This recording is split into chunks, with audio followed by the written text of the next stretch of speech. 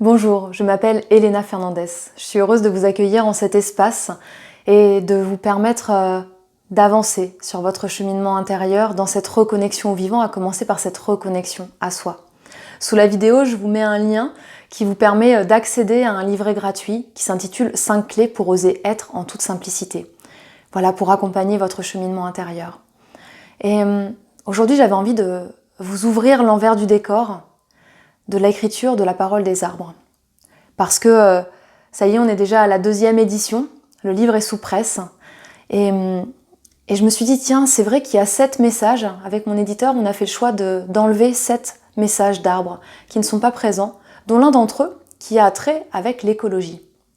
Alors je sais pas vous, mais en ce qui me concerne, sur mon chemin, je n'ai jamais été militante écologique. Et pourtant, vous allez me dire, au vu de ma posture aujourd'hui, du lien que j'ai avec la nature et avec les arbres particulièrement, c'est étonnant. Et pourtant, c'est pas le chemin que la vie m'a invité à prendre. Certes, j'ai milité, plus jeune, notamment pour les droits des femmes, mais j'ai jamais eu l'élan de militer pour des causes écologiques. Et ça me questionne forcément. Et justement, ces arbres que j'ai rencontrés près du menhir de l'Espurite, ces 3 bouleaux, m'ont transmis un message qui avait attrait avec l'écologie et qui était une invitation à percevoir l'écologie différemment. Alors je vais vous partager un petit peu leur invitation. Et surtout, ça me rappelle que les arbres sont de puissants enseignants et qu'ils savent très bien venir chatouiller notre mental. Eux en sont dépourvus, c'est une de leurs forces. Et ils savent très bien venir créer des interférences et un peu, vous savez, quand quelque chose est totalement éloigné de nos croyances, de ce que l'on vit, de notre réalité, ça fait comme un clash en fait et ça vient nous faire bugger. Et parfois on passe à côté de l'information parce qu'en fait c'est trop éloigné de ce que l'on croit être la vérité.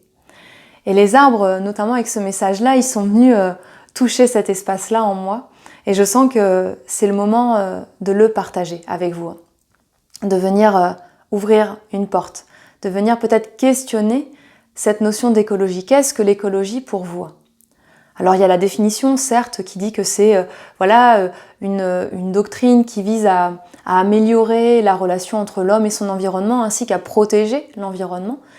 Mais on est toujours anthropocentré et quelque part on vient protéger l'environnement. Pourquoi ? Parce que peut-être notre espèce est en danger si la nature disparaît.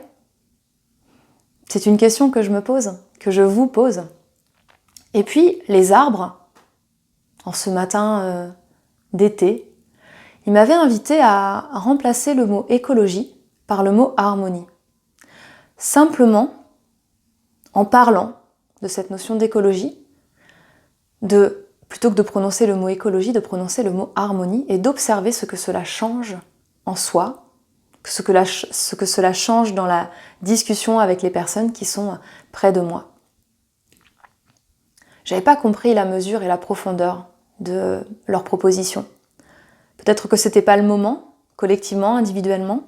Et puis aussi, je sens que cette question d'écologie et d'accéder à des compréhensions, des connaissances qui sont au-delà des mots que l'on pose et de leurs concepts, viendra un peu plus tard avec le prochain livre.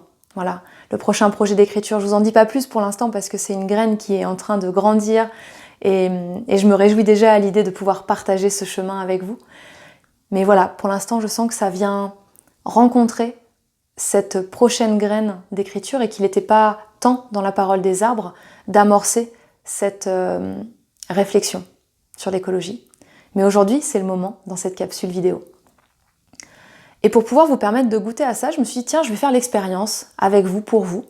Et j'ai choisi un manifeste politique d'Europe Écologie Les Verts, 2 phrases qui ont été écrites en 2010, alors ça commence à dater, mais quand même, où il y a le mot écologie dedans. Et je me suis dit, tiens, je vais le lire, et je vais le lire en remplaçant le mot écologie ou environnement par harmonie.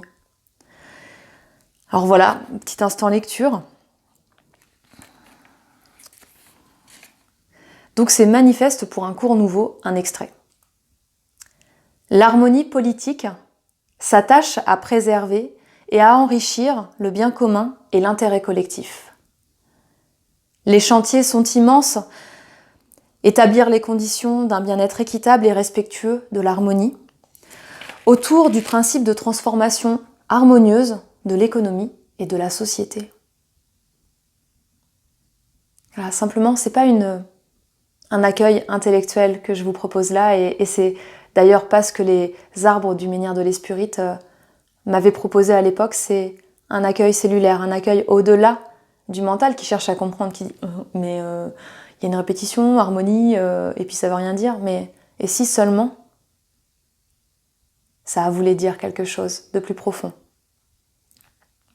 Et si nourrir cette harmonie, plutôt que de combattre pour l'écologie, et si c'était beaucoup plus efficace dans la préservation de notre terre, de nos relations harmonieuses justement? C'est simplement une question que je vous pose, que je me pose aussi, parce que ce que je constate, c'est que dès qu'on est dans la lutte avec quelque chose, ça renforce l'autre point de vue. Et peut-être que si vous êtes militant écologique d'ailleurs, vous avez expérimenté cela. Peut-être que quand vous essayez de faire comprendre à quelqu'un qui ne recycle pas ses déchets, qui jette ses papiers, qui comprend pas pourquoi c'est important de préserver les forêts, d'éviter la déforestation, on voit pas l'impact dans son quotidien, peut-être que vous vous confrontez à un mur en fait, qu'il n'y a pas de dialogue possible. Et c'est pareil avec un adolescent. Il est là dans son exploration de l'adolescence, de cette phase de sa vie, il se construit sa personnalité et donc il va être vraiment en réaction bien souvent avec l'autorité. Donc un parent qui va, et c'est normal en fait, rappeler le cadre, forcément lui ce cadre, ça va l'embêter, il va aller chercher à le faire tomber. Il va aller chercher à l'assouplir. Il va rentrer en lutte en fait, en combat face à ce cadre qui semble ne pas lui correspondre et semble le contraindre. C'est exactement la même chose quand deux points de vue se rencontrent, si ce sont nos deux têtes qui se rencontrent. Si ce sont les cœurs qui ont envie de comprendre l'autre, d'accueillir son point de vue, d'essayer de cheminer à partir de ce qu'il vit, de ce qu'il ressent, alors le dialogue est possible et l'harmonie est également expérimentable. C'est juste ça, juste se dire que peut-être aujourd'hui mon focus, il n'est pas sur l'écologie, la protection de l'environnement, mais il est plutôt sur comment on revient à des relations équilibrées, harmonieuses entre tous les êtres vivants.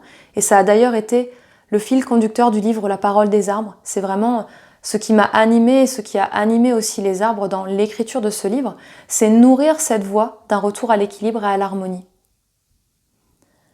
Et finalement, aujourd'hui, le fait que le livre soit réimprimé, que même des personnes cartésiennes s'en saisissent, des enfants aussi puissent plonger dans cette expérience, goûter et se nourrir des paroles des arbres, ça m'encourage à me dire peut-être que la voie de la lutte n'est plus celle qui correspond à mon être, et après chacun son chemin, et de nourrir la voie de l'harmonie.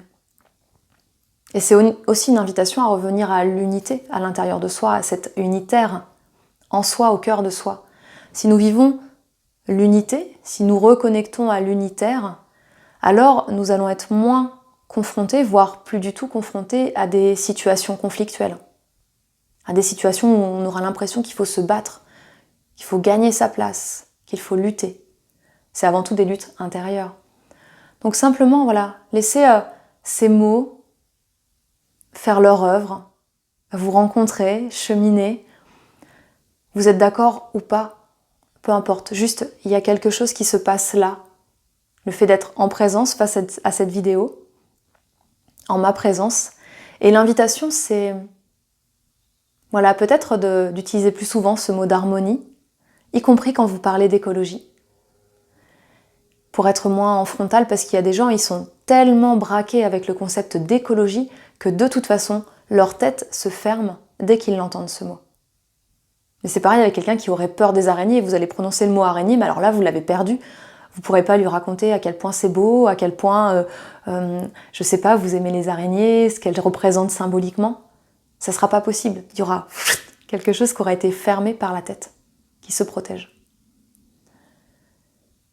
Et la dernière invitation que j'ai envie de vous partager, là, ici, c'est de venir goûter à cette unité, à cet unitaire au cœur de votre être, lors de la prochaine reconnexion unitaire qui aura lieu le 20 octobre 2022. Et je vous mets sous la vidéo l'ensemble des éléments pour savoir à quoi vous attendre, pour pouvoir éventuellement réserver votre place pour faire ce voyage à mes côtés. Et ce sera un voyage qui va nous préparer à Samhain. Samhain, c'est une fête importante dans la tradition celte parce que c'est le nouvel an celte. Elle a lieu le 31 octobre et elle est notamment synonyme, symbole de renaissance. Renaître à soi, renaître à l'unité, quitter l'illusion de la dualité, ne serait-ce que le temps d'une heure de cette reconnexion unitaire. Merci d'oser ce chemin à mes côtés. Merci d'oser la voie de l'harmonie et de l'équilibre. Omita Kuye Oyasin. Prenez soin de vous.